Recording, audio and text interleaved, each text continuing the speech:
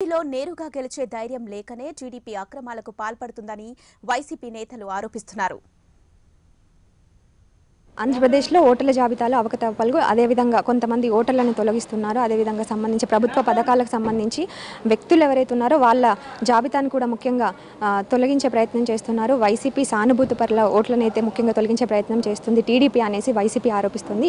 ఇదే విషయానికి సంబంధించి నిన్న విజయసాయిరెడ్డి గారు కూడా ఒక కంప్లైంట్ ఇవ్వడం జరిగింది. అయితే ఈ వ్యవహారం అంతా కూడా ఐటీ గ్రిడ్ కంపెనీ చేతుల మీదుగా జరుగుతుందనేసి వైసీపీ ఆరోపిస్తుంది. అయితే ప్రధానంగా మనతో ఈ విషయం పట్ల మాట్లాడడానికి వైసీపీ అధికార ప్రతినిధి మహమ్మద్ ఇక్బాల్ గారు ఉన్నారు. ఆయనతో మాట్లాడుచుద్దాం. సార్, అసలు ఏంటి ఐటీ గ్రిడ్ వ్యవహారం ఏంటి సార్? మొత్తం ఇది ఐటీ గ్రిడ్ నుంచి ఈ ప్రభుత్వం ఇప్పుడు మనం చూస్తున్నాం 5 సంవత్సరాల్లో వాళ్ళు ఏ విధంగా కూడా ప్రజా సంక్షేమంలో చేయడంలో విఫలమయ్యారు. దోపిడీ విధానమే ఎంచుకున్నారు. మేనేజ్మెంట్ విధానం డబ్బుతో మేనేజ్ చేసే విధానాన్ని ఎంచుకున్నారు. తెలంగాణ ఎలక్షన్స్లో దాంట్లో కూడా ఫెయిల్ అయ్యారు. ఇప్పుడు ఒకటే విధానం ఎంచుకున్నారు. వ్యక్తుల ప్రైవేట్ వ్యవహారాలు కూడా దొంగిలించి వాళ్ళ సేవామిత్ర యాప్ అనేది ఏదైతే వాళ్ళ పార్టీకి సంబంధించిన యాప్ ఉందో, వాళ్ళ పార్టీకి సంబంధించిన వ్యక్తుల వ్యవహారాలు చూసే యాప్ ఏదైతే ఉందో అది చూసే వాళ్ళ ఐటీ గ్రిడ్ అనే కంపెనీ ఇక్కడ సైబరాబాద్లో ఉంది. దానికి ఈ పల్స్ సర్వే పేరిట ఏదైతే సేకరించారో వ్యవహారాలు, అన్ని వ్యవహారాలు, ఆధార్ కార్డు వ్యవహారాలు, మన సిటిజన్స్ యొక్క పౌరుల యొక్క క్రయ విక్రయాలు, ఆస్తుల విక్రయాలు, బ్యాంక్ అకౌంట్లు, ఇంకా మీరు ఏదైనా చెప్పండి, వాళ్లకు వ్యక్తులకు ఓటర్లకు సంబంధించిన అన్ని ప్రైవేట్ సమాచారాన్ని, ఈ ప్రభుత్వం దగ్గర ఉండాల్సిన సమాచారాన్ని దొంగతనం చేసి ఐటీ గ్రిడ్కి పంపారు. ఆ ఐటీ గ్రిడ్ నుంచి వాళ్ళ ప్రైవేట్ శ్రేణులు, వాళ్ళ పార్టీ శ్రేణులు ఈ సమాచారాన్ని సేకరించి క్షేత్రస్థాయికి వెళ్ళడం, అక్కడ వైఎస్ఆర్సీపీ సానుభూతి పరులు ఎవరెవరున్నా వాళ్ళని ఐడెంటిఫై చేయడం, వాళ్ళని గుర్తించడం, ఆ ఓట్లు లేకుండా వాళ్ళను ఓటర్ల లిస్ట్ నుంచి తొలగించడం. ఇదే ప్రక్రియ కొనసాగుతూ ఉంది. 1 సంవత్సరం నుంచి మేము కంప్లైంట్ తీవ్రతరంగా చేశాం. 6 నెలల నుంచి అయితే విస్తృతంగా ఈసీ లెవెల్కి కూడా కంప్లైంట్ చేశాం. అధికారులకు చేస్తూనే ఉన్నాం. కానీ ఇది ఒక దొంగతనంగా ఈ విధంగా చేసి ఇంకా దాన్ని ఉధృతంగా చేస్తూనే ఉన్నారు. మేము చట్టపరంగా ఈ ఐటీ గ్రిడ్ కంపెనీ ఏదైతే ఉందో ఇది సైబరాబాద్ లిమిట్స్లో వాళ్ళ పరిధిలో ఉంది. కాబట్టి న్యాయపరమైన ప్రక్రియను భాగంగా మేము కంప్లైంట్ ఇవ్వడం జరిగింది సైబరాబాద్ కమిషనర్కు. వాళ్ళు దీన్ని పరిశోధిస్తున్నారు. అక్కడ వీళ్ళు దీన్ని ప్రజలను తప్పుదోవ పట్టించే విధంగా ముఖ్యమంత్రి గారు మాట్లాడడం, ఏదేదో 2 రాష్ట్రాల మధ్య, 2 పోలీసు వ్యవస్థల మధ్య యుద్ధంగా మనం చిగురుపాటి జయరాం హత్య కేసు చూసాం. ఆ హత్య కేసులో ఏమైంది? ఆ డెడ్ బాడీ అక్కడ దొరికింది కృష్ణా జిల్లా నందిగామ దగ్గర. అయినా కూడా జరిగిన ప్రదేశం హైదరాబాద్లో ఉంది కాబట్టి ఇక్కడ పోలీసులు దాన్ని పరిశోధిస్తున్నారు.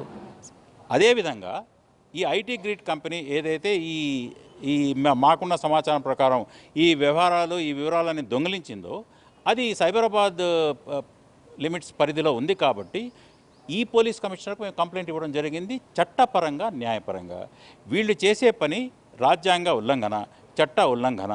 మేము కోరుతున్నాం కూడా ఈసీని, మేము ఈ వ్యవహారాన్ని గుర్తించి ఇటువంటి రాజ్యాంగ వ్యతిరేక, చట్ట వ్యతిరేక చర్యలు పాల్పడినందుకు ఈ పార్టీ యొక్క గుర్తింపు రద్దు చేయాలి. గవర్నర్ దీన్ని పరిగణనలోకి తీసుకోవాలి, ట్రాయ్ పరిగణనలోకి తీసుకోవాలి, మినిస్ట్రీ ఆఫ్ హోమ్ అఫైర్స్ కూడా దీన్ని పరిగణనలోకి తీసుకోవాలి అని కోరుతున్నాం. కంప్లీట్గా ప్రూఫ్స్ ఏమైనా ఉన్నాయా వైసీపీ వాళ్ళ దగ్గర? మాకున్న ప్రూఫ్స్ అన్నీ పోలీసుకి ఇచ్చాం, కంప్లైంట్ ఇచ్చాం. వాళ్ళు దొంగతనం కింద, చీటింగ్ కింద, సెక్షన్ 66 ఐటీ యాక్ట్ కింద కూడా కేసు రిజిస్టర్ చేశారు. ఇవన్నీ ఉన్నాయి కాబట్టి మేము పోలీస్కి ఇచ్చాం. మా దగ్గర కొన్ని ఆధారాలు మాకు వచ్చాయి కాబట్టి మేము మాకున్న ఆధారాలు ఇచ్చాం. లోతుగా వాళ్ళు పరిశోధించాల్సి వస్తుంది. ఫర్దర్గా ఎలా ప్రొసీడ్ అవ్వబోతుంది వైసీపీ? చట్టపరంగా వాళ్ళు దీన్ని ఏ విధంగా ప్రొజెక్ట్ చేస్తున్నారంటే, అదేదో అక్కడ గుంటూరులో వీళ్ళ కార్యకర్తలను ఎవరో తీసుకుపోయినట్టు ఇప్పుడు కోర్టులో వేసినట్టున్నారు. లోకేశ్వర్ రెడ్డి అనే ఒక ఆయన కంప్లైంట్ ఇస్తే ఆయన మీద ఎవరైతే, ఇది ఎట్లా ఉంటుందంటే మర్డర్ కేసులో కంప్లైంట్ చేయడానికి వస్తే మర్డర్ చేసిన వదిలేసి కంప్లైంట్ పట్టుకున్నట్టు లోకేశ్వర్ రెడ్డి మీద వాళ్ళని తీసుకురండి గుంటూరు పోలీసులను ఎవరిని పంపారట.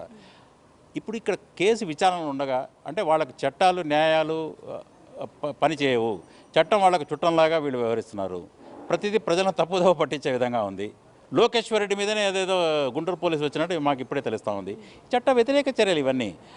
అక్కడ పోయి కోర్టులో ఏదో కంప్లైంట్ చేశాడు, మా వాళ్ళు 5 మంది కనపడడం లేదని. పోలీస్ ఇన్వెస్టిగేషన్ జరుగుతూ ఉందని టీవీల్లో మనం పొద్దున్నుంచి చూస్తూనే ఉన్నాం, పోలీసు వాళ్ళు వెళ్తూనే ఉన్నారు. అది చేయకుండా ఇక్కడ జరిగితే మీరు ఇక్కడ పోలీస్కు కంప్లైంట్ చేయాలి, కానీ మా వాళ్ళు కనపడడం లేదని అక్కడ ఏదో గుంటూరు వాళ్ళు రావడం అనేది మీకు చట్టానికి మీరు లోబడి మీరు పని చేయదలుచుకోలేదు. రాజ్యాంగ ఉల్లంఘనకు, చట్ట ఉల్లంఘనకు ఈ ప్రభుత్వం పాల్పడుతూ ఉంది, ఈ పార్టీ పాల్పడుతూ ఉంది. అసలు ఈ ప్రజలను తప్పుదోవ పట్టించే విధంగా ఇటువంటి 40 సంవత్సరాల అనుభవం ముఖ్యమంత్రి మాట్లాడుతున్నారు. ఇది తప్పని మేము తెలియజేస్తున్నాం. సో ప్రధానంగా చూసుకున్నట్లయితే రాజ్యాంగ వ్యతిరేక పనులకే టీడీపీ పాల్పడుతుంది. ముఖ్యంగా వైసీపీ సానుభూత పరుల ఓటర్లు ఏవైతే ఉన్నాయో వాటిని తొలగించే ప్రయత్నంలో భాగంగా హైదరాబాద్ వేదికగా కార్యక్రమాలన్నీ కొనసాగిస్తుంది. వాళ్ళ కంపెనీకి సంబంధించిన టీడీపీ కంపెనీకి సంబంధించిన ఐటీ కంపెనీకి సంబంధించిన కంపెనీ నుండే ఈ వ్యవహారాలన్నీ నడిపిస్తుంది అనేసి వైసీపీ అయితే ఆరోపిస్తుంది. సో ప్రస్తుతం ఇది హైదరాబాద్ లోటస్ పాండ్లో ఉన్న పరిస్థితి. వీడియో జర్నలిస్ట్ సుబ్రహ్మణ్యంతో అశ్విత, ప్రైమ్9 న్యూస్, హైదరాబాద్.